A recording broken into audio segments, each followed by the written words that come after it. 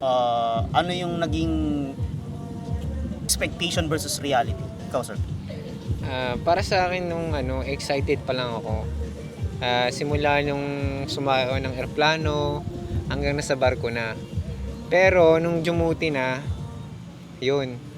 Talagang basagan, kulang sa tulog, puyat lagi, kulang sa pahinga, konti na lang yung. Although may time na kumain, maraming pagkain, pero konti na lang talaga nakakain. Yung first week ko talagang Bugbog, no? bugbog sarado Sakit sa talaga katawan. o sakit sa katawan. Kasi nabigla yung katawan mo eh. Iba yung trabaho sa barko. Oo, sa barko. Tsaka walang break, no? May break man, May pero break, walang off, yun. walang day off. Oo. Kasi parang mula umaga hanggang gabi ang trabaho Hanggang gabi, natin. No? oh. Yung pinaka-break na lang, tulog, pahinga, nap, yun lang.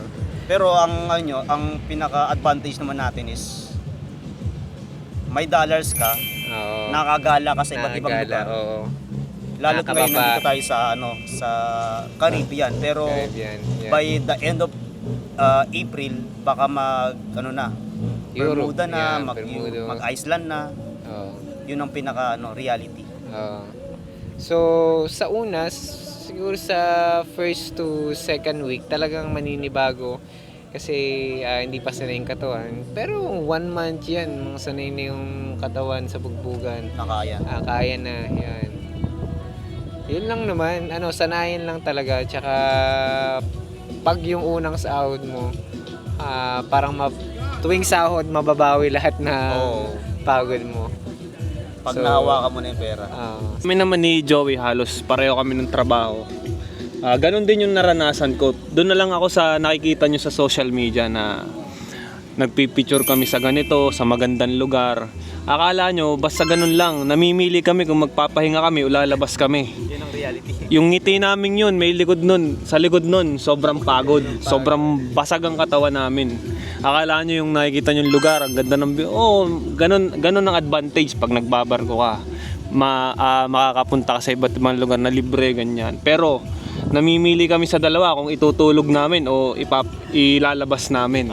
Isa yun sa challenge din dito. Pero, kumpleto naman, libre lahat, makakaipon ka. Ayun nga lang, yun nga ako, ine-expect ko nung una, makukumpleto yung tulog ko, ganyan, makakapahinga ng maayos. Lalo na nung unang hirap kasi Pero nung unang pagpasok mo sa barko, anong akala mong trabaho ng barboy? barboy, Nag-search ka ba or ano expectation mo dun sa barko? ang alam ko sa barboy, bar utility nakalagay. Alam ko maglilinis, ganyan, pero rin pala kami, nakakapag-punch yung kada swipe namin ng order, may commission kami. Isa yun sa nakakakuha kami ng tip binibigyan kami ng tip ng guest, ganyan. Tuwing last cruise, bibigyan kami ng bartender kung maayos ang trabaho namin, ganyan. Kumbaga napapalitan din naman yung pagod namin, kumbaga.